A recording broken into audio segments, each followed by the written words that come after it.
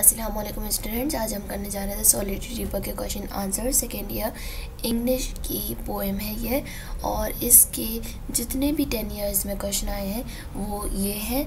3 question हैं जो कि रिपीट होते रहे हैं। सबसे पहला है mention the things that inspired the poet to write solitary reaper.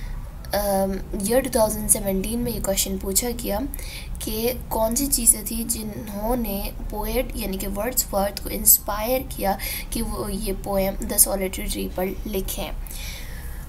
When a solitary reaper was singing a song, Wordsworth was getting inspired. Although he was unable to understand the language of song, but he was too involved in it that he expressed his feeling by saying that the lyrics of this song will always remain in my heart.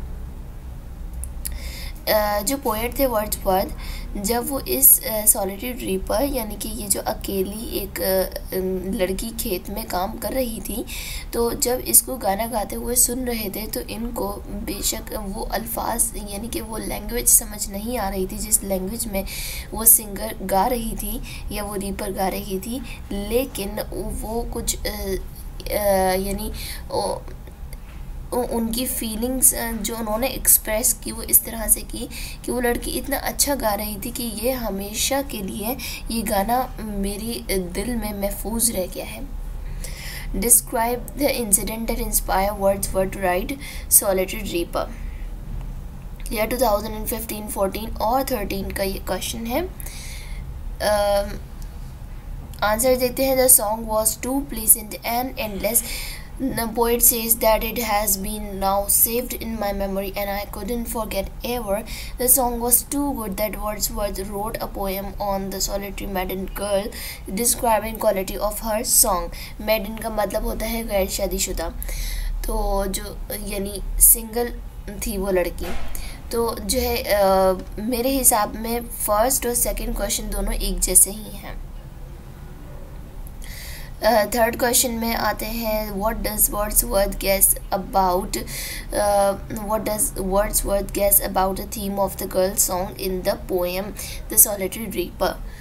ये theme का अक्सर पूछा जाता है, जैसे मैंने जो पहली वीडियोस बनाई जिनमें द लॉस्ट स्टार और से not the struggle not a विलेट के क्वेश्चन आंसर्स डिस्कस किए थे, तो जो से not the struggle not a विलेट की थीम थी वो भी पूछी गई थी, जो लॉस्ट स्टार की थीम थी वो भी पूछी गई थी। और यहाँ पर अभी थर्ड क्वेश्चन इस किस्म का आया है सॉलिटरी रीपर का कि सॉलिटरी रीपर की थीम क्या थी, सॉरी जो लड़की गा रही थी तो उसके गाने की क्या थीम लग रही थी।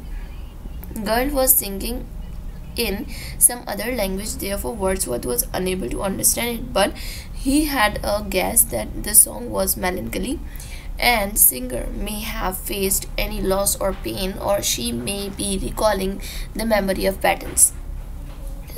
ज़बान ऐसी थी कि यानी मुख्तलिफ ज़बान में गा रही थी, लेकिन जो है वर्ड्सवर्थ ने ये गैस किया कि जो लड़की गा रही है वो कुछ पेनफुल सॉन्ग है, यानी कुछ उदासी भरा गाना है, मेलनकली यानी अफसोस वाला।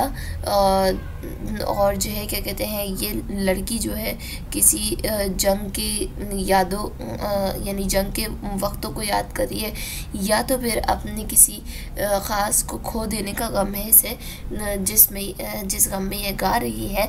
तो यानी इसका एक सैड सॉन्ग था और वर्ड्सवर्थ ने अपनी फीलिंग्स इस गाने के बारे में इस तरह से एक्सप्रेस की हैं कि ये गाना इतना अच्छा था कि ये हमेशा के लिए इनके दिल में महफूज रह गया है। और जो लैंग्वेज थी वो दूसरी थी, लेकिन फिर भी इन्हें इतना अच्छा लगा कि वो इस गाने में गुम हो गए। बस सॉलिटरी रीपर की यही 3 क्वेश्चंस थे। अगर आपको सेकेंड ईयर इंग्लिश कोर्स के हवाले से कोई बात करनी हो तो आप कमेंट बॉक्स में पूछ सकते हैं, और हमारी वीडियोस को लाइक कीजिए, चैनल को सब्सक्राइब कीजिए। अल्लाह हाफ़िज़।